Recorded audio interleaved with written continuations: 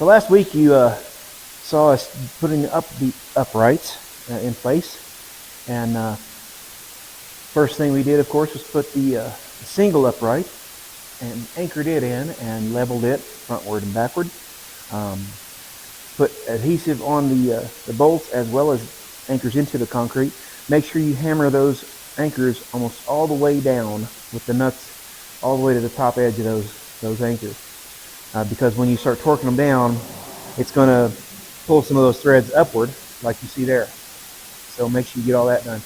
After you get the first upright up in position, okay, you're going to want to take one of the cross bars and the one with a saddle on it, and with that saddle you're going to mount that one first. And if this upright is anchored into the concrete, it will hold it once you get those bolts on. Okay, I personally supported it with my engine I-beam hoist that rolls around, but you can do however you need to do it.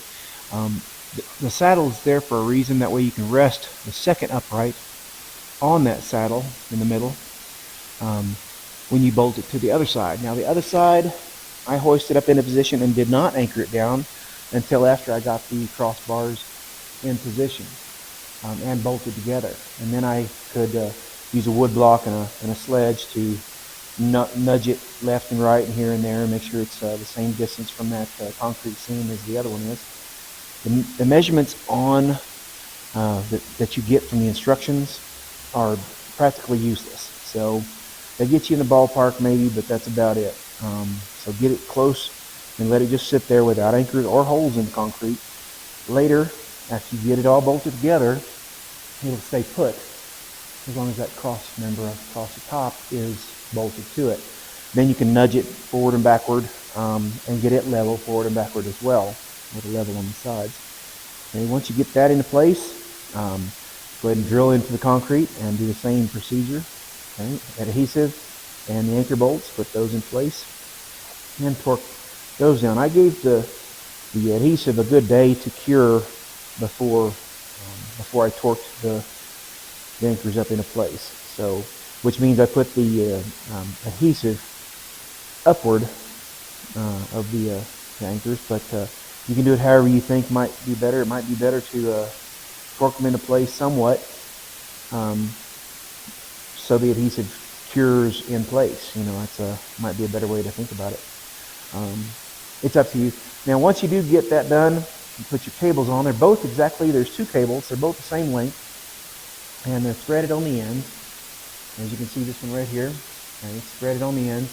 The other one, this one that you see the ferrule mounted here on the right-hand side, goes straight up across the pulleys and all the way to the other side and down, all the way down and around from front to back, and then back up through the carrier on the back side. That's the other ferrule coming up from the bottom.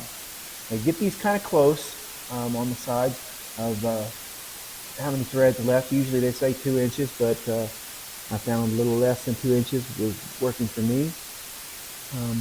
You're going to need to have enough threads to adjust upward and down to get the two carriers level or at the same locking positions, okay, when you do that. Now I do suggest go ahead and get your electrical all done. I conduited mine in and ran it across over to my electrical box. On this motor that comes with this M120 lift, it is rated and all that there. I haven't got the limit switch wired in just yet, but that will go in place of one of the wires for the button itself. So you pull this plate off and then either splice into one of the wires and run it through the limit switch and then back out of the limit switch into the other side of the wire. Okay? This will require a 10-2 wire, which has a white, a black, and a ground, and it is rated for 30 amps of power. Now it's 220, so the black and the white both go to power. One will go to one side of your breaker, one to the other side of the breaker, the 220 breaker. And do use a 30 amp breaker on this unit. Okay, it doesn't rate it at that, but once you get all this weight on it and it starts really struggling, it could pull enough to pop a 20 amp breaker. So use 30 amp breaker with this motor and 10-2 wire. They don't really tell you that in the instructions either, so they definitely don't tell you the wire size. They leave it to you to hire an electrician to do that. On this manifold block for the pump itself, it does come with the fitting, or mine did, with the hose fitting on the opposite side and a plug on this side. Okay, I just switched them around. These two here are interchangeable. Okay, I did look that up, so it can be this side or the other side. The way all the steel straps are, this one had to be on this side. And your short hose goes to the T, and the T goes in between. Now I took my long hose and I stood on a ladder and put it basically in the middle and fished it down one side and then fished it down the other side, and then came down here and pulled it where it needed to be. Okay. The medium length hose goes to this side from the T, and then the other one goes all the way down to the other cylinder. So that ought to be pretty basic, pretty simple to figure out. Sorry, let me get around this lift stand. Alright, those are tidbits that might help you that aren't in the instructions. And as far as the carriers and getting them adjusted, you want them to click on the latch, safety latches, I would think, at the same time, or one real close to the other, like that.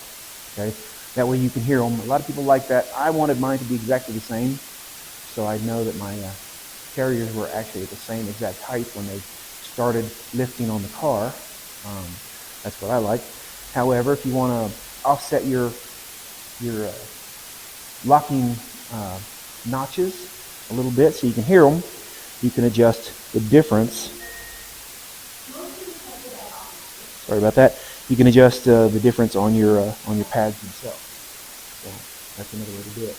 Okay. When you do go to adjust that, the side that is clicking at latest as it goes up, you're going to want to adjust the backside nuts on that. Now when you do this, raise your carrier up above the cylinder and the big chain that pushes it up. That way you can get vice grips underneath on those threads that are below, and get your impact gun to pull it up to place where they click, and then you can tighten that top nut down. A lot of people say that you can take that top nut, loosen it off, and put a pry bar against this edge underneath that top nut and pry it upward as you finger tighten the other one down. That's another way to do it. That was a little precarious for me. I didn't have, I guess, a giant enough pry bar to do that with, and so it was a little bit not so stable for me. So sorry about that. I just used the vice grips on the table and just rinsed it down the other time. So anyway, the other thing you want to make sure and do is make sure and put a white lithium grease on all four inner sides, okay, where this carrier rides. I saw one video of a guy that had this exact same lift, the M120, 12,000 pound lift, and one of his rubber, I guess the nylon corner bushings basically came off with his vehicle in the air. So it locked up one carrier, one side, and he had to figure out how to jack that up just to get things freed up and get his car down off the lift so he could repair it. And that is a major pain, because you've got to take the carrier all the way out of the top of that upright, and then put a new, I guess, nylon rubber. They sent him a new one and all that, which is fine, but it seemed to me it would be better just to have lithium grease, and I would say service that and grease it every so often anyway. Just let it goop it in there best you can. Like I said, all four sides, all the way up as far as you can, and then run your lift up and down. If you want to get a ladder and see how high it goes, that's fine. On that last notch, when it goes up, I went ahead and marked mine. If you can see that, just on the edge, with a black Sharpie to line up with the door bumper to be exactly the same. Okay. That way I know to go a little bit past it and then back down to it. That was beyond my final notch for this lift. Now, another little tidbit is on these uprights, they do come with a spacer. Okay, sorry, you can see that in focus there. Me personally, I'm gonna probably always use that spacer, because even with these pads screwed all the way down, to keep me from having to run into the bottom of the screw bottoms here, as well as if your car is high enough to get to use these spacers with the pads all the way down, definitely do that. For me, I'm a little under 6 feet tall, and the bottom of the car, with these pads, with these extenders on there, I can actually walk underneath the car without bumping my head on pretty much anything. And that was on this 66 Impala, and it's not exactly a lowrider, but it is lower in the front and the back. So for me, I wanted to make sure I could walk underneath the car and not hit my head. And that includes the engine, the headers, the exhaust flanges, everything. So that made it real nice. The crossbars here that the lift arms themselves, they're definitely lower than I am, so I have to duck under those. But once you're under the car, it's not too bad. You can use your own judgment on that how you want to, but your car may be so low that you can't use these extra lifting height adjusters. So other than that, that's about all I've got on this particular video. This will be part 2, so stay tuned and for more from Ravenwood Rod Shop.